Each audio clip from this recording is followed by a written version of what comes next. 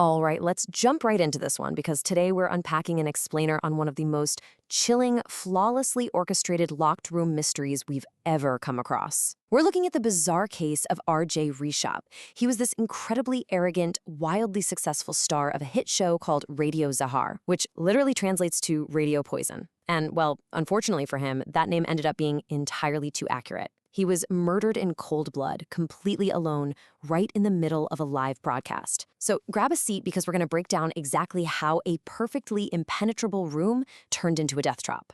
His final broadcast ended with this absolutely terrifying plea: "Help, they are going to kill me." And those weren't scripted lines. Those were R.J. Rishabh's actual frantic last words broadcast out to the entire city. You see, he hosted this hugely popular romantic segment where listeners would dial 143 to get love advice.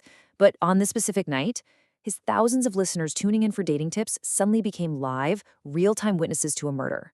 Imagine that, a cozy romantic advice show instantly transforming into a chaotic, live crime scene. But honestly, that's just the start. Here's where the facts get incredibly strange. And this right here is the mind-bending puzzle we are going to solve today. Because the murder weapon? It wasn't a gun. It wasn't a knife. It was literally a swarm of killer bees. So the central question we have to ask is, how? The radio studio was an absolute fortress. The door was deadbolted from the inside. The air conditioning ducts were entirely sealed off. No open vents, no windows, zero gaps. Forensics even went in later and confirmed there were absolutely no traces of bees, no wings, nothing at all in the AC system. So how does an aggressive swarm of bees just magically materialize inside a sealed box? Well, to understand the weapon, we really have to look at the target. Rishabh suffered from a severe bee venom allergy. For most of us, a bee sting is, a painful nuisance, but for him, it was a biological weapon. A single sting would cause his body to swell up instantly, severely restricting his airway and leading to a really terrifying death in just a matter of minutes. This is crucial because it shows us this was a highly targeted attack. The killer didn't just grab a random weapon. They knew his exact, highly specific medical vulnerability, and they weaponized it with just ruthless precision. And if you want to see the sheer, cold-blooded premeditation here, look at this detail. Rishabh wasn't careless. He knew about his allergies, so he literally always carried an emergency anti-allergic injection. In fact, during the attack, he actually managed to grab it and inject himself. But he still died. Why? Because someone had deliberately tampered with his syringe beforehand. The life-saving medicine was completely drained out and replaced with plain water. I mean, think about that. This was no accident. The killer systematically dismantled Rishabh's one and only failsafe to absolutely guarantee he wouldn't make it out of that room alive. Moving on to Section 1, a studio full of suspects. Let's look at the motives, because they were everywhere. Now, R.J. Rishabh might have been incredibly successful, but his toxic arrogance meant pretty much everyone in his orbit had a solid reason to want him gone.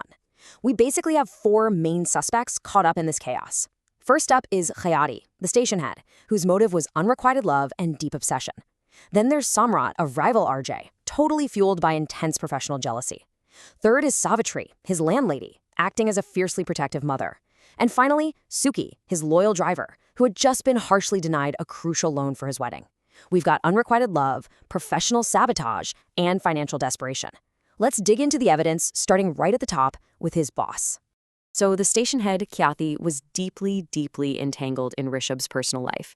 This was way beyond a standard boss-employee dynamic. The woman was obsessed.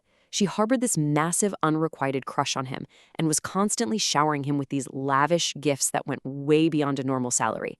I'm talking about a designer jacket worth 2,80,000 rupees. Who does that?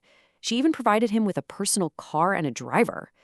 She definitely had the financial means. She obviously had total, unquestioned access to the studio, and a rejected obsessive lover? Well, that's a classic motive for a crime of passion. But then we have the rival. R.J. Samrat hosted the competing Mumbai Masala show, and Rishabh was starting to feel really threatened by Samrat's rising ratings. So what does Rishabh do? He systematically bullies and intimidates 5 of Samrat's writers into quitting out of sheer fear. It's brutal. In retaliation, Samrat was enraged enough to create a super toxic I Hate Rishabh page online. And here's the kicker. Digital forensics proved Samrat actually created that hate page using their own studio's IP address. The tension in that workplace wasn't just bad. It was an absolute powder keg just waiting to go off. Let's shift gears to Section 2, the Ratnagiri clues, where we follow the actual trail of the bees. When forensics finally analyzed the dead bees found inside the studio, they discovered something massive. These weren't just standard, everyday city bees. They were Apis dorsata, a highly aggressive wild species. And even crazier, forensics found tiny traces of pollen on them from a very rare white flower native only to the Ratnagiri area. Not Mumbai, where the studio was, but Ratnagiri. This proved, without a shadow of a doubt, that these specific bees were bought and imported from a farm far away exclusively for this assassination. But that raises a massive logistical problem, right? How do you transport a literal swarm of killer bees for hours without getting stung yourself? And how do you sneak them past security into a studio? The killer's methodology was straight-up evil genius, and it relied entirely on hypothermia. The killer bought a specialized nitrogen-infused spray from that bee farmer. They used this spray to drop the ambient temperature around the bees to just above freezing. This completely immobilized them. It kept them completely dormant, harmless, and silent for the entire trip. Now, the alibi is where things get truly twisted. When police questioned the bee farmer in Ratnagiri, he described the buyer as a guy wearing distinctive, very colorful designer clothes and large sunglasses. Clothes that matched Rishabh's flashy wardrobe perfectly. He was even driving Rishabh's car. But here is the massive twist.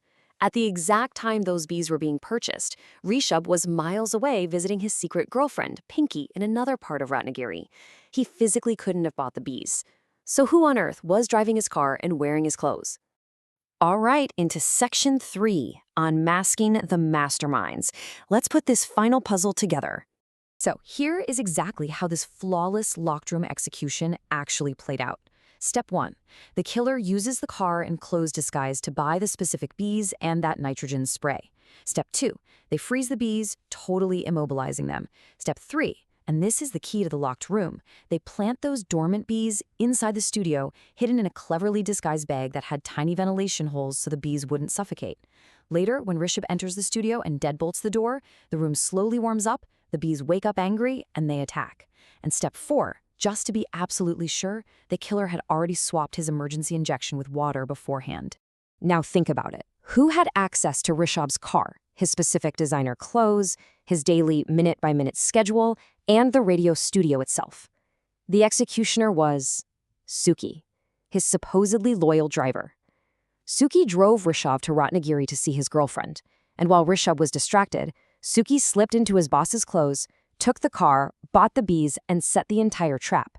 He was the invisible man in Rishabh's life, which is exactly what made him the perfect assassin. But here's the thing. Suki didn't act alone. When investigators dug into the financial records, they found a staggering anomaly. Right before the murder, 1 million rupees was suddenly transferred into Suki's bank account. 10 lakhs. Remember earlier how we mentioned Suki desperately needed a loan for his wedding and Rishabh arrogantly denied him, telling him to stay in his limits? Well, Suki didn't have the deep personal hatred to mastermind killing his boss. He was just a hired gun. He did the dirty work for the cash. And following that money reveals our true mastermind, Savitri, the landlady.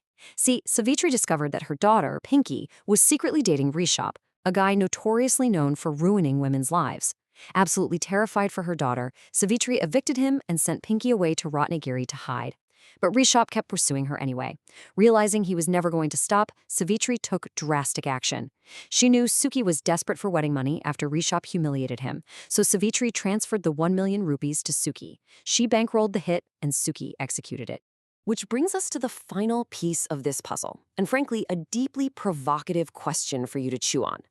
Savitri didn't kill for money, she didn't do it out of jealousy or for professional gain. She orchestrated this incredibly calculated, brutal execution entirely out of a fierce, protective motherly instinct. She just wanted to save her daughter from a toxic manipulator. But does that instinct ever actually justify a cold-blooded murder? The line between righteous protection and ruthless vengeance is just incredibly blurred in this case.